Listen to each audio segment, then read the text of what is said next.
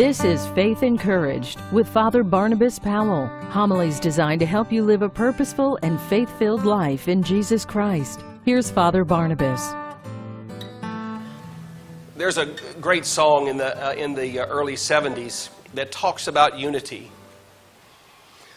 You know the song. Some of you know the song. Some of the younger ones won't know this song at all, but the song goes that united we stand, divided we fall, and if our backs are ever lean against the wall, we'll be together,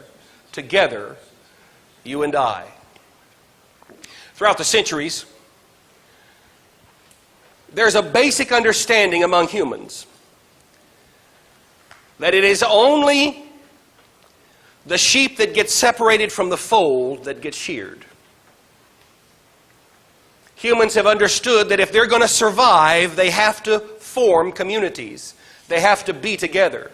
They have to find a way to be united. But we're a recalcitrant lot. I think of the day that we're going to be celebrating very, very soon on the 28th of October. In the nation of Greece, it's called Ohi Day. When the nation of Greece stood up to the advancing Nazi armies after they had given the Italians all the Italians wanted, they had to call the Germans to come help them. So much so that Winston Churchill said, "No longer will we say that soldiers, that Greeks fight like soldiers, but soldiers fight like Greeks." The nation of Greece understood that if it was going to survive, it was going to have to be united. But we're a recalcitrant lot. After World War II, the Greek Civil War hit.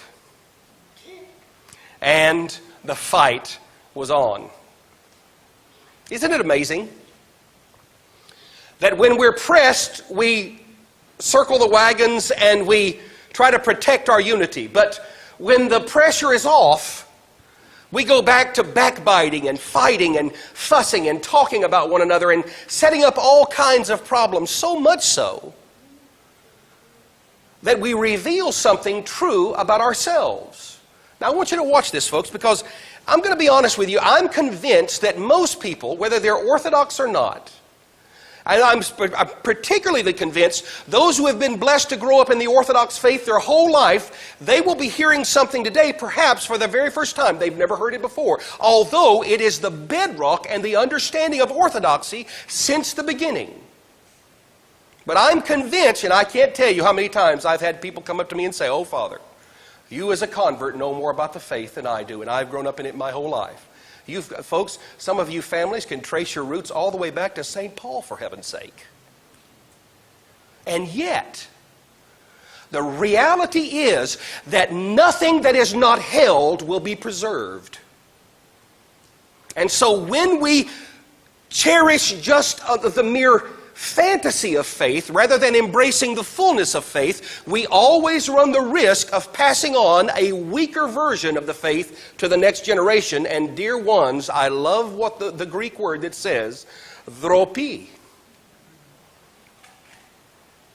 This is not orthodoxy, folks.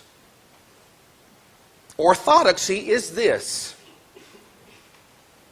The reality of the human person is that we are fractured in ourselves. Why do you think there's fractures between nations? Why do you think there's fractures in families? Why do you think there's fractures in communities? Why do you think there's, shall I say, fractures in Congress? But that seems a little redundant, doesn't it? Why is there such fracturing in our political world today? Why do we turn someone who disagrees with us into an enemy? Why do we find ourselves being our own worst enemies? Because, brothers and sisters, the state of humanity, the state of every human, the state of every man, woman, boy, and girl sitting in front of me this morning is a fractured situation. Look at the man in our gospel lesson. The man in our gospel lesson is said to be possessed by many demons. And look what he does. He is not only a danger to the people around him, he is a danger to himself. In fact, his fractured brokenness inside his own soul was so deep and so profound and so utterly complete that even when they tried to bind him with chains, he broke the chains. That image, that icon of a fractured man, to one degree or another, precious friends, is an icon of all of us. Oh, Father, I'm not possessed by demons, and yet, in our most honest moments, do we ever come to grips with the fact that we're our own worst enemy many times? Do we ever come to grips with the fact that the habits that we have formed in our lives are not leading us to peace? Our relationships are icons of our fracturedness. Our friendships, our hungers, our desires are made sick by the fracturedness of our own soul so that they become addictions and they become things we can't control. Ask any alcoholic. Ask any drug addict. Ask any man or woman that is continuing to struggle on having a healthy relationship. And ask them in their most honest moments. I'm not talking about when you're dressed pretty, and I'm not talking about when you're with your friends and you're trying to make sure you keep your happy face on and you're trying to really convey that, oh, I've got everything together. It always tickles me, folks. Can I just run this one real quick rabbit trail? When people come up to me and say, oh, Father, you seem to have so much together. You're just so wise. And I always tell them, go talk to my wife. Because she'll fill you in. She'll let you know. The fracturedness of the... Honey, if you'll take this with you and do something about it in your life, I'm telling you, you're going to get healed. Maybe not physically, but certainly spiritually. The whole point of the Orthodox Christian faith, the reason why we have our divine liturgy the way we do, the reason why we light candles, the reason why we have incense, the reason why we pray the way we pray, the reason why we emphasize devotion to our precious Theotokos and the saints of God, the reason why we do everything from our daily prayers to making the sign of the cross is to reverse the power of fracturedness in our own souls so that we will stop being our own worst enemy. And to tell you, dear ones, how deeply that spiritual illness is, it takes the robust and focused and organized divine liturgy and orthodox theology to heal a human soul. That's the reason why, precious friends. One of the main reasons we do our Greek festival every year is because of our church tours. I just got a note just the other day from a lady who said, Father, thank you so much for your church tour. It taught me more about God than I've ever known. And all I did was tell them why we have 3 parts of the building. And all I did was talk about the reason for the icons. You see, precious friends, we humans are people who have forgotten what a true human looks like. And so what does the church do for us? She designs her entire worship from even the way we build our buildings facing west to east.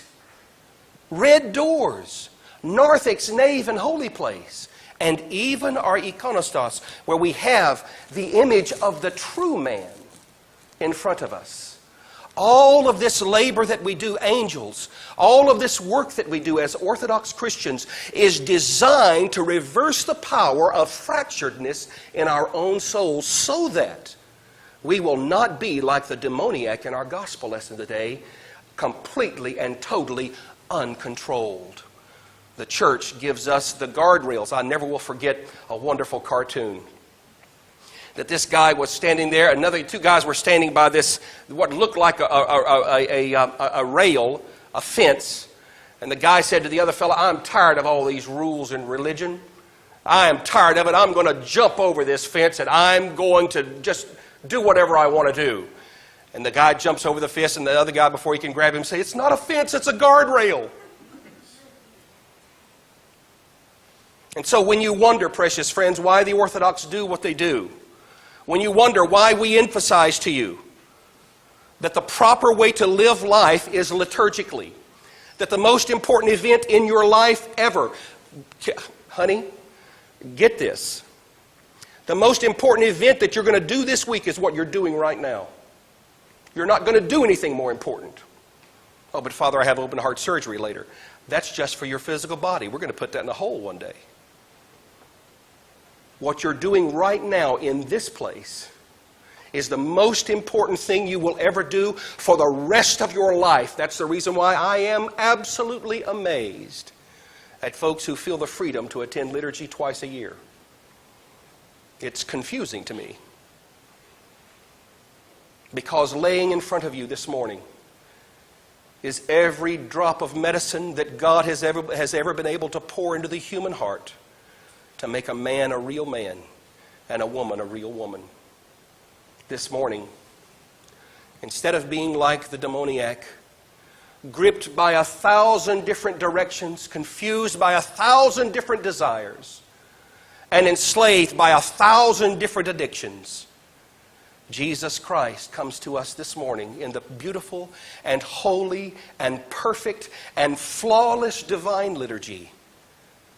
And the priest will step out in just a moment with a chalice and say, with the fear of God, with faith and with love, draw near to the medicine of immortality so that you might be healed, so that the fractures in your life will be made whole, so that your relationships will be healed, so that your heart will be at peace and you won't be your own worst enemy. This morning, in this place, a miracle is going to happen. Men and women are going to be invited to finally become truly human and to become truly who you were made to be. Why, if Kmart would ever run a special like this, they'd be sold out in a day. What a joy, what an honor, what a privilege to do the hard work of communion, to learn what it means to be orthodox on purpose. The Father, Son, and Holy Spirit. Father Barnabas is the priest at the Saints Raphael, Nicholas, and Irene Greek Orthodox Church in Cumming, Georgia. Find out more at faithencouraged.org. That's faithencouraged.org.